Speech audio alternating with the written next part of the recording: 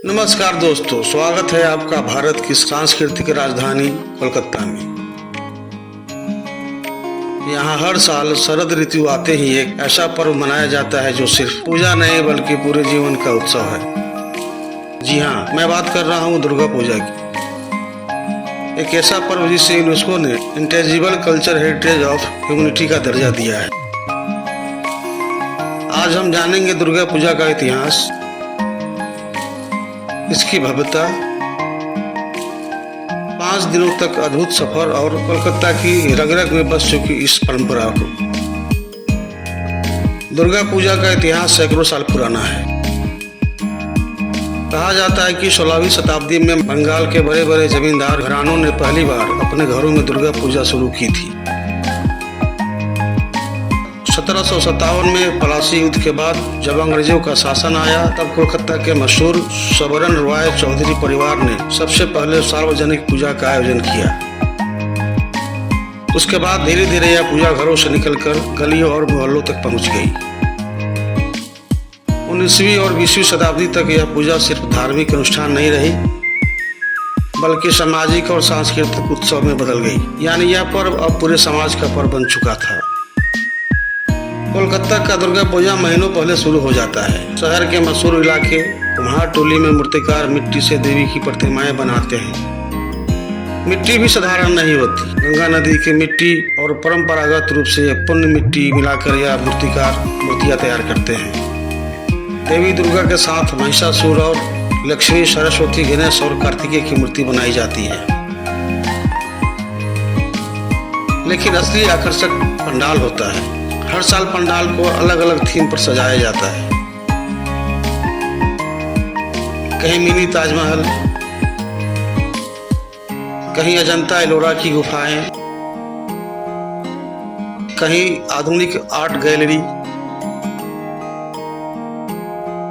इन पंडालों पर करोड़ों रुपए खर्च किए जाते हैं और लाखों लोग इन्हें देखने पहुंचते हैं। सच कहे तो दुर्गा पूजा कोलकाता के कलाकारों और शिल्पकारों की सबसे बड़ी कला प्रदर्शनी है।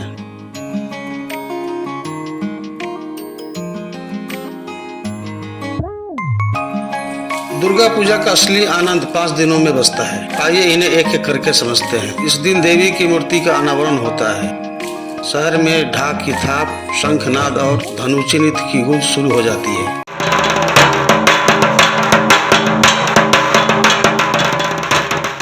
लोग नए कपड़े पहनकर पंडालों में जाते हैं।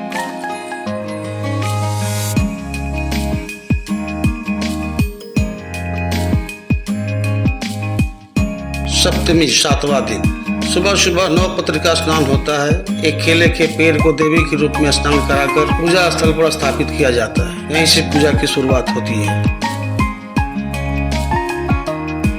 यह सबसे खास दिन है अष्टमी 8वां दिन।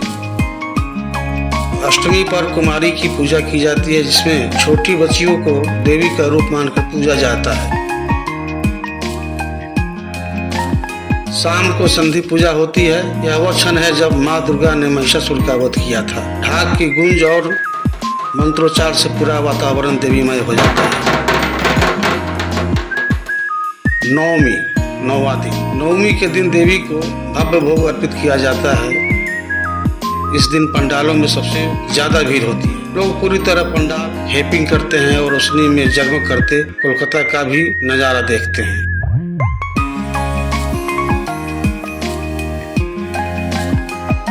10वां दिन, दशहरे के दिन माँ दुर्गा की विदाई होती है।